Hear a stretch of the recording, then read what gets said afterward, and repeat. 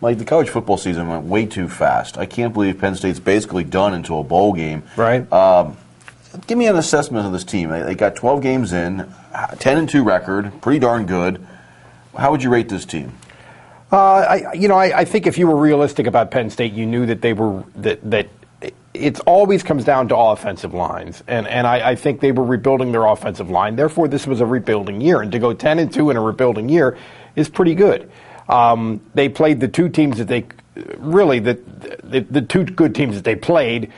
Both had real good defensive front sevens, and both beat them up physically up front and beat them. And so on the other hand, they on one hand they played a crappy schedule, and that's part of the reason why they went 10-2. On the other hand, in this recent era, let's say since the 05, since they really turned it around in 05, they've done a very good job of winning the games that they should win.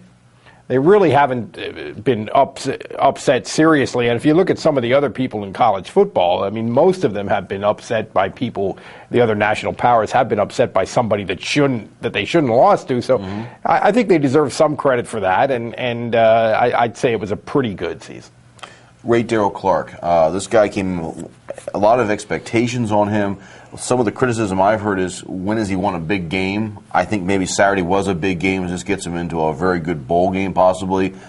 Just looking back on Daryl Clark's career, he's got one more game left. How good is he? I think Daryl Clark's been a real good quarterback. Yesterday he was named first team All Big Ten for the second straight year, and I think that's probably deserved. I think he probably clinched that on Saturday actually, because it was probably pretty close with him and a couple other kids. But I think he's been a good quarterback. I don't think he's been quite great. I think the criticism that he hasn't quite gotten. If he'd have played well last year at Iowa, for example, they'd have won that game. They lost that game by 1 point, and he played lousy. If he'd have played well, they'd have won that game. And then their season's a little different. I don't know that he could have done much in either of the losses this year. He won 10 games 2 years in a row. He has been a pretty good passer when he's in that comfort zone. The funny thing about Daryl Clark's career to me is that they did not use him as a runner more. That they really turned him into a pocket passer. That they really turned him into a guy who was limited in that way. Think about how much more they used Zach Mills as a runner. That was a name from the past. Wow. Than they did Daryl. It's not even close. They used him 10 times more as a runner than they did Clark. And remember that when Clark made his debut at Penn State, it was in the Alamo Bowl, and he was used like Tim Tebow. Yep. He was used absolutely as a power runner.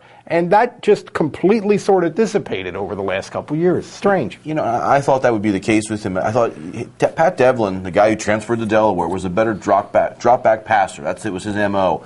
The reason why you're going to make Clark a starter is because he does have that extra intangible versatility of being able to run the ball. And then essentially, you're right. Essentially, they turned Clark into a drop back passer, which is kind of strange. Now, question: did they do that because Zach Mills even had a good backup at the time? I mean, Michael Robinson was one of those. Who was the other guy? John Seneca or something like that? Matt Seneca.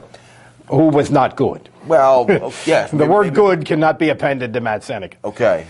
With Penn State right now, their backup quarterback is a true freshman, Kevin Newsom. Was there some worry, do you think, from the coaching staff? We don't want to let just him run loose, Clark run loose, because we can't get him hurt. I think there was some of that. I think that was part of it, no, without question. In fact, Joe has as much as admitted that.